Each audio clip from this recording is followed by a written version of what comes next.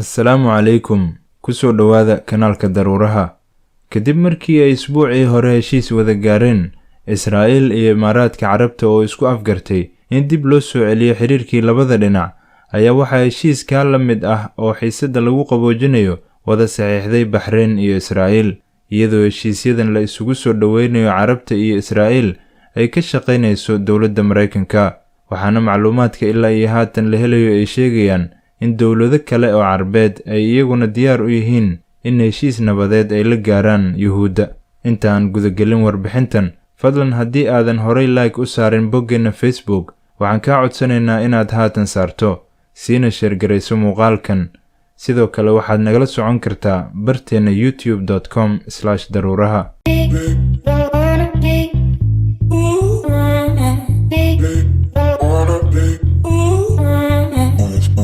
dhowaan ayay ahayd markii madaxweynaha Mareykanka Donald Trump uu aqalka cad ee Mareykanka ku dhexdhexaadiyey Imaaraadka, Baxrayn iyo Israa'iil, isla markaana goobjoog ka ahaa. Waxaana Trump uu mar dambe sheegay in xitaa Iiraan ay diyaar u tahay inay heshiis nabadeed la gaarto Israa'iil. Markii Washington looga dhawaaqay heshiiskan, waxaa durbadiiba Imaaraadka iyo Israa'iil ay bilaabeen inay isu furaan ganacsiga, duulimaadka iyo dalxiiskaba, taas oo shucuubta Carbeed qaarkood ay ku tilmaameen tallaabo dhabarka looga jebiyey halgankii dheeraa ee Falastiin ee soo bilowday tan iyo 1948 oo haatan laga joogo 72 sannadood. Qorshahan ayaa looga gol leeyahay in lagu abuuro bariga dhexe oo ka duwan tii hore, taasoo iswada ogol. Waxaana afarta waddan ee xiga ee dib ula heshiin doona Yuhuudda lagu sheegay inay noqon doonaan Sacuudiga, Cumaan, Suudaan iyo Morocco.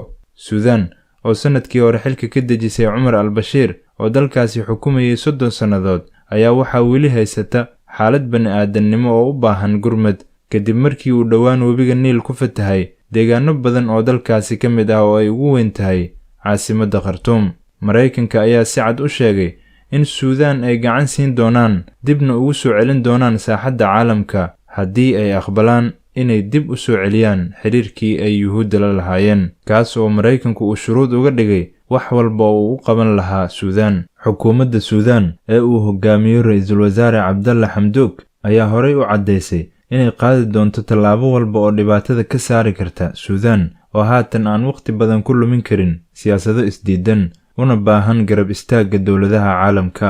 Sidoo kale, Imaaraadka Carabta ayaa qaaday xayiraaddii xagga isgaarsiinta ee Israa'iil, iyadoo haatan shacabka Imaaraadku ay si toos ah u wici karaan furaha lambarkiisu yahay 972 oo ah lambarka taleefanka lagu wici karo Israa'iil oo markii hore aan la ogoleen.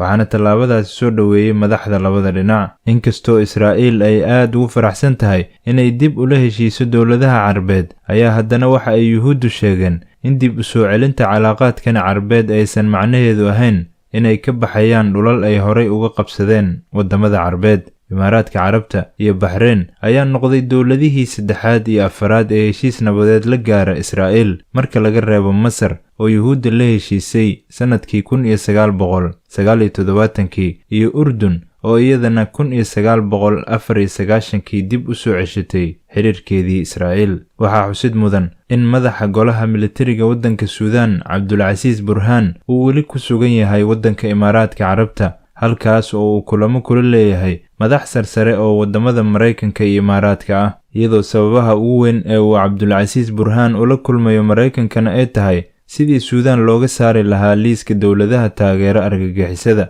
isla markaana looga cafin lahaa deynta lagu leeyahay. Arrintan ayaa daba joogta iyadoo maalmo ka hor uu wasiirka arrimaha dibadda Mareykanka Mark Pompeo uu aqalka Koongareeska u gudbiyey codsi uu kaga dalbanayo in waddanka Suudaan laga saaro liiska dowladaha taageera argagixisada, kadib markii uu sheegay in Suudaan ay soo buuxisay shuruudihii looga baahnaa oo ay ka mid tahay in Khartoum ay bixiso magdhow lacageed oo la siinayo ehelada dadkoodu ku dhinteen qaraxyadii mataanaha ahaa ee 1998 lala beegsaday labadii safaaradood ee Mareykanka uu ku lahaa magaalooyinka Nairobi iyo Daarusalaam ee waddamada Kenya iyo Tanzania. Dhanka kale, fanaaniin u dhashay Imaaraadka Carabta ayaa Israa'iil u qaaday heeso ay ku soo dhaweynayaan heshiiska labada dowladood. waxaana gabyaaga Imaaraatiga ah ee lagu magacaabo Cabdalla Al-Mahri uu sameeyay hees la magac baxday khudni ziyaara ila Tel Aviv oo loola jeedo Talaabiib booqasho iigey ama caasimadda Yuhuudda. heestaas oo ay ku luqeynayeen fanaaniinta kale ah Khalid al-Abduli iyo Yaxya al-Mahri. heestan waxaa lagu ammaanayaa Imaaraadka oo ay fanaaniintu ku tilmaamayaan Imaaraadkii nabadda, waxaana lagu muujinayaa sharafta Carbeed iyo Qudus inay Carab leedahay. hase yeeshee waxa ay dadku aad iyo aad uga falceliyeen marka uu leeyahay Talaabiib booqasho iigey.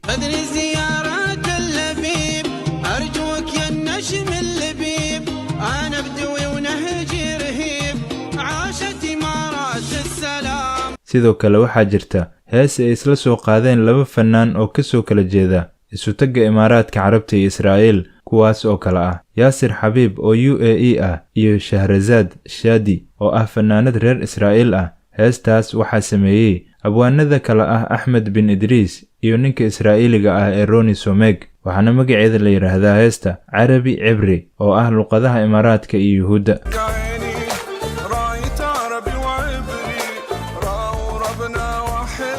sida heestii hore oo kale, magaalooyin qurux badan ayaa ka muuqda muuqaalka fiidiyoga, waxaana heesta bilaabaya fanaanka Imaaraatiga ah oo ereyadiisa ay ka mid yihiin Ilaaheen ama Rabbigeen waa mid. shucuubta Carbeed ayaa fikrado kala duwan ka dhiibtay oo dabcitaanka dowladaha Carbeed ee dhanka Yuhuudda, taasoo beri ahayd wax aan dhici karin ama mustaxiil ah in dalal Carbeed ay xiriir wanaagsan la yeeshaan Yuhuudda. sababtuna waxay tahay dulmiga joogtada ah ee Yuhuudda iyo dhulalka faraha badan ee Carbeed ee ay xoogga ku haystaan, kuwaas oo qaarkood dagaal foolka-fool ah ay ku qabsadeen, qaarna ay u isticmaaleen awood militari, iyagoo burburiyey magaalooyin fara badan oo ay Carabi leedahay, kadibna ka dhistay xaafado ay Yuhuuddu ku magacaaban yihiin sida dhulalka xoogga looga haysto Falastiin. haddaba waxaynu dhowrnaaba waa maalmaha soo socda iyo dowladaha cusub ee soo nooleen doona xiriirka Yuhuudda, halka heshiisyadan taariikhiga ahna ay yihiin kuwa uu ku faanayo madaxweynaha Mareykanka Donald Trump,